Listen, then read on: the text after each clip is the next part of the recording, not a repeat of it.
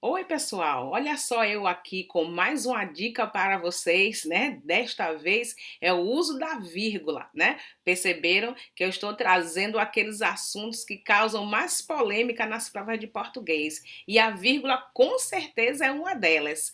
Então, trouxe aqui alguns pontos que vocês não podem deixar de observar quando forem analisar se a vírgula ela foi utilizada corretamente ou não.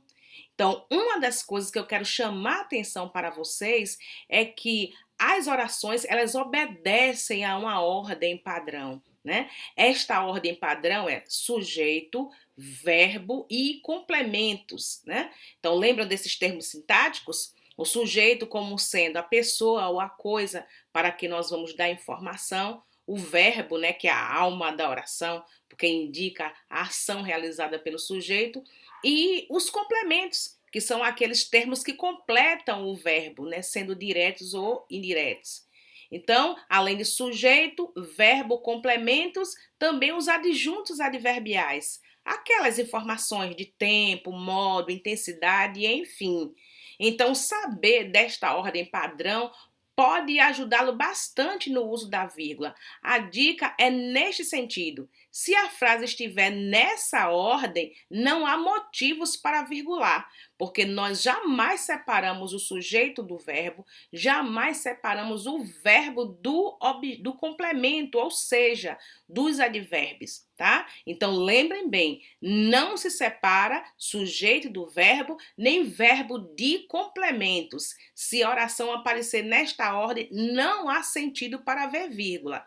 Eu só faço uma ressalva no que diz respeito ao adjunto adverbial, porque ele é um termo acessório, é um termo deslocado e ele pode aparecer em qualquer lugar da oração. Ele foge, então, àquela ordem padrão que eu mencionei a vocês. Então, se o adjunto adverbial aparecer na oração, ele deve ser sim apresentado por vírgula. Então, olha, só existe regra para o adjunto adverbial. Se ele estiver em outra posição que não seja no final, ele será virgulado.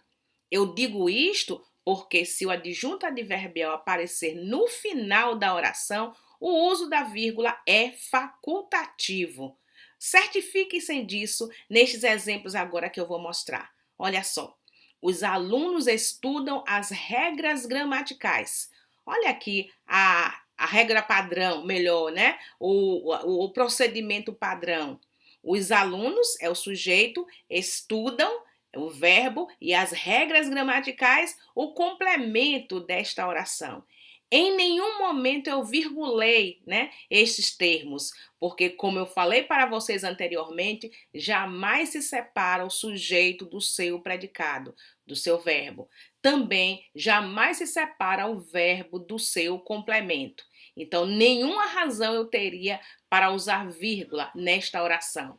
Mas já nesta segunda, em que eu apresento, durante as aulas, os alunos estudam as regras gramaticais.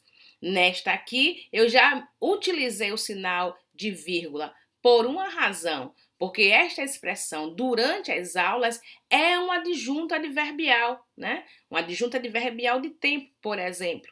Então, onde o adjunto adverbial aparecer, a vírgula tem que estar presente. Se ele aparece no início, a vírgula é obrigatória.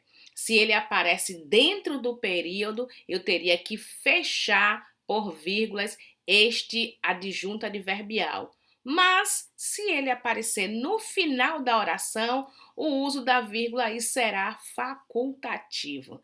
Aprendeu esta, então? É claro que existem outras regras de vírgula, mas esta aqui que eu estou trazendo já é de fundamental importância para que você consiga lidar melhor no momento em que, ao fazer o seu texto, tenha que decidir: devo ou não usar, né, a vírgula num contexto determinado? Então, guardem mais estas e a minha intenção é que vocês tenham bastante êxito nas provas e nas questões que vocês tenham para resolver de agora em diante com estas informações, tá certo?